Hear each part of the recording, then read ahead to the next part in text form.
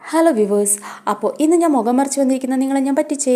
വേറൊന്നും കൊണ്ടല്ലടാ, നമ്മളെ ഫ്രണ്ട്സിനും റിലേറ്റീവ്സിനൊന്നും ഞാൻ ചാനൽ തുടങ്ങിയ കാര്യം അറിയത്തില്ല. അപ്പോൾ അതുകൊണ്ടാട്ടോ. അപ്പോൾ പതുക്കെ മുഖം കാണിക്കാൻ വിചാരിച്ചു.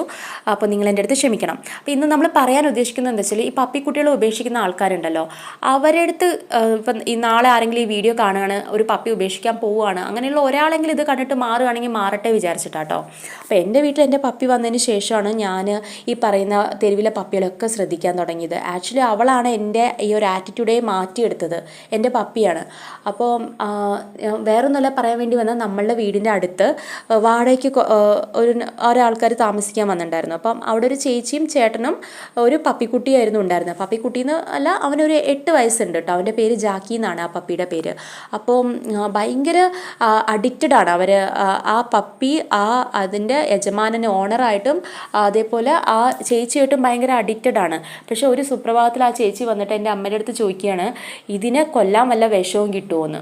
അപ്പോൾ ഇത് കേട്ടപ്പോൾ നമ്മളാകെ ഞെട്ടിപ്പോയിട്ടോ. ഇതെന്താ 8 വർഷം വളർത്തിയ പപ്പീനെ കൊല്ലാൻ പോവുകയാണോ എന്നൊക്കെ കേട്ടിട്ട്. പിന്നീട് അവർ പറഞ്ഞു അതിനെ കൊടുക്കാൻ പോവുകയാണ് എന്ന്. പക്ഷേ അന്ന് നമുക്ക് യൂട്യൂബ് ചാനലോ ഒന്നുമില്ല. അപ്പോൾ ഈ ഒരു സമയത്ത് നമ്മൾ വിചാരിച്ചു, ഞങ്ങൾ അപ്പോൾ തന്നെ ഈ പറയുന്ന വേറെ യൂട്യൂബ് ചാനലിലെ കമൻറ്റിലൊക്കെ ഇട്ടിട്ട് ഇതിനെ ഏറ്റെടുക്കാൻ തയ്യാറുള്ളവരുണ്ടോ എന്നൊക്കെ ഞാനും എൻ്റെ അനിയത്തി നോക്കാൻ തുടങ്ങി കേട്ടോ. പക്ഷെ ആ സമയത്ത് നമ്മളിത് ഇവരുടെ അടുത്ത് പറയുമ്പോൾ ഇവർക്ക് എന്തൊക്കെയോ ഭയങ്കര ദേഷ്യമാണ്. ഇവർ തിങ്ക് ചെയ്യുന്ന എന്തിനാ നമ്മളുടെ പപ്പിയുടെ കാര്യം, ഞങ്ങളുടെ പപ്പിയുടെ കാര്യത്തിൽ എന്താ നിങ്ങൾ, അങ്ങനത്തെ ഒക്കെ ഒരു മെൻറ്റാലിറ്റി ഉണ്ടായിരുന്നു.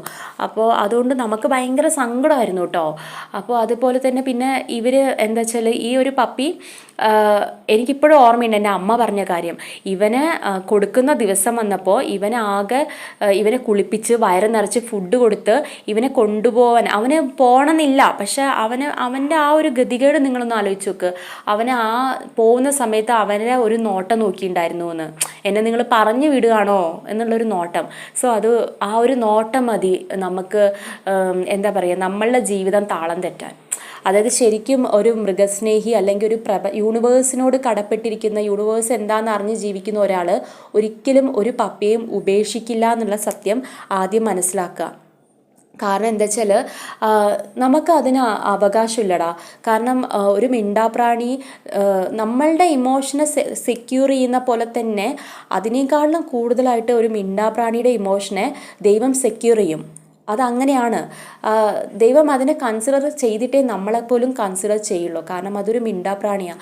ദൈവത്തിൻ്റെ നീതി മിണ്ടാപ്രാണികൾക്കും മനുഷ്യർക്കും എല്ലാ ജീവജാലങ്ങൾക്കും ഒരുപോലെയാണ് ദൈവത്തിൻ്റെ നീതി. അപ്പം അത് നമ്മൾ മനസ്സിലാക്കുക. അപ്പം ഈ പറയുന്ന എന്ത് കാരണം ഈ ഒരു കാര്യം ഞാൻ പറയുന്നത് എന്താ വെച്ചാൽ, ഇവൻ നോക്കിയൊരു നോട്ടം ഞാനത് കണ്ടില്ല, എൻ്റെ അമ്മയെ കണ്ടത്. പക്ഷെ എൻ്റെ അമ്മ എന്നോട് പറയും സഹിക്കാൻ പറ്റത്തില്ല എന്ന്. പിന്നെ അതിന് ശേഷം അവൻ പോയി ആരോ കടിച്ചു. എന്താ വെച്ചാൽ അവൻ ആ ഒരു സങ്കടം കാരണമാണ് ആ പപ്പിക്കുട്ടി കൊണ്ടുപോയ ആളെ കടിച്ചിട്ട് അവർ പിന്നെ അതിനെ ഉപേക്ഷിക്കുകയോ ചെയ്തത്. അങ്ങനെ അറിയാൻ കഴിഞ്ഞത്. പിന്നീട് ഈ ചേച്ചിക്ക് സ്ട്രോക്കൊക്കെ വന്നു.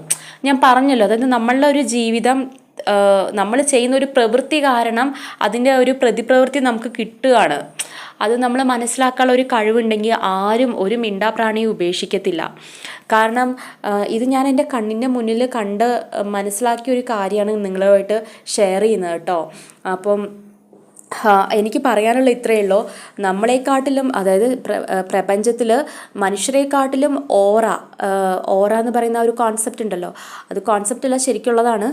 ആ ഒരു കോൺസെപ്റ്റ് ഏറ്റവും കൂടുതൽ ഓറയിൽ ദൈവം സൃഷ്ടിച്ച ഒരു സൃഷ്ടിയാണ് ഈ പപ്പികൾ എന്ന് പറയുന്നത്. അപ്പം നമ്മൾ അവരെ ഉപേക്ഷിക്കാനുള്ള തയ്യാറെടുപ്പ് തന്നെ ഒരു തരത്തിൽ നമുക്ക് ആ ഒരു കർമ്മ തിരിച്ചടിക്കും എന്നുള്ള കാര്യം നമ്മൾ മനസ്സിലാക്കുക. അത്രയേ ഉള്ളൂ.